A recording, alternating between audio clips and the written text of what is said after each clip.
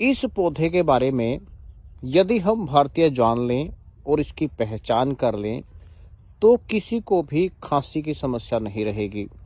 हमारी चरक संहिता में एक ऐसे वात और कफ कारक पौधे के बारे में बताया गया है जो इस समय बहुत आयत मात्रा में है। यदि सभी भारतीय एक साथ भी इसका प्रयोग करें तो भी ये खत्म नहीं होगा, इतनी मात्रा में खड़ा है। लेकिन हमारे देश का दुर्भाग्य ये है कि हमें इन चीज़ों के बारे में पता नहीं है। आयुर्वेद हमें बताता है और प्रकृति हमें देती है, और उसी समय पे प्रकृति हमें इन चीज़ों को देती है जब इनकी ज़रूरत होती है, जिस मौसम में ज़रूरत होती है।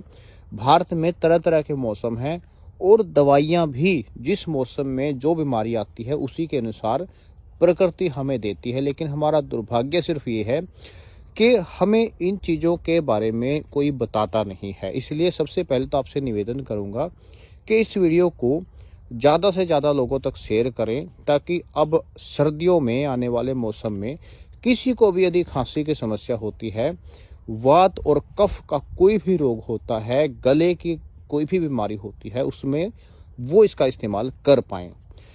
कैसे इसका इस्तेमाल किया जाता है, इसकी पहचान क्या है और किस नाम से ये जाना जाता है और इसकी दवाई आप बना कैसे सकते हैं। मेरे सामने जो पौधा है इसको कासमर्दा के नाम से जाना जाता है। इसको संस्कृत में कसमर्द और कासमर्द के नाम से जाना जाता है।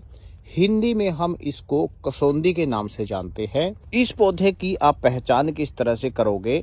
सबसे पहले तो आप इसके पत्तों को देख करके इसकी पहचान कर सकते हैं। ये पौधा औसतन आपको 1 मीटर की ऊंचाई तक बढ़ा हुआ मिलता है। झाड़ी नुमा ये पौधा होता है और मैक्सिमम इसकी जो हाइट है 1.5 से 2 मीटर तक जा सकती है। इसके पत्ते आपको आगे से नुकीले मिलेंगे।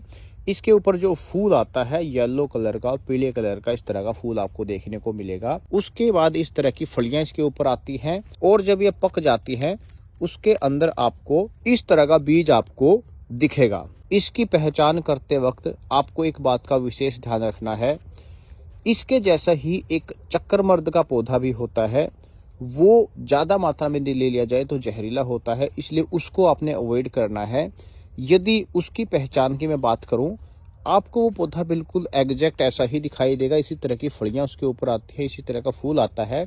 सिर्फ यदि आप उसकी पत्तियों को देखोगे और उसके अंदर बीज को देखोगे तो उसमें डिफरेंस होता है। इसकी पत्तियां आपको आगे से नुकीली दिखाई देंगी और उसकी पत्तियां आगे से गोल दिखाई देंगी, इसलिए उस पौधे को आपने अवॉइड करना है। इसका इस्तेमाल आप किस तरह से करोगे, इसकी दवाई किस तरह से बनाओगे? वैसे तो इसकी पत्तियों का इस्तेमाल भी होता है, इसके पचांग का इस्तेमाल होता है, लेकिन खांसी के लिए इसकी सबसे अच्छी जो दवा बनती है वो इसके बीज से बनती है। आपको क्या करना है, जब ये ऊपर से पक जाता है, इसकी जो फलियां पकी होती हैं उसका बीज आपने निकालना है और उसको कुछ दिन सुखा लेना है।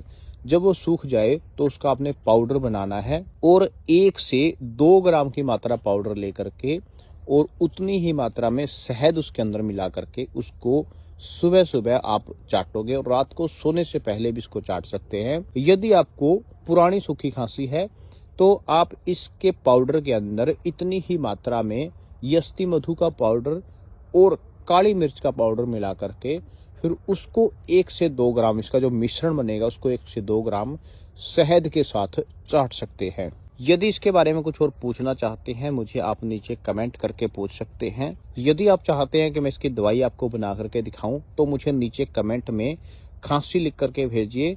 अगली वीडियो में इसकी दवाई बनाई कैसे जाती है, प्रोसेस कैसे की जाती है, वो भी मैं आपको दिखाऊंगा।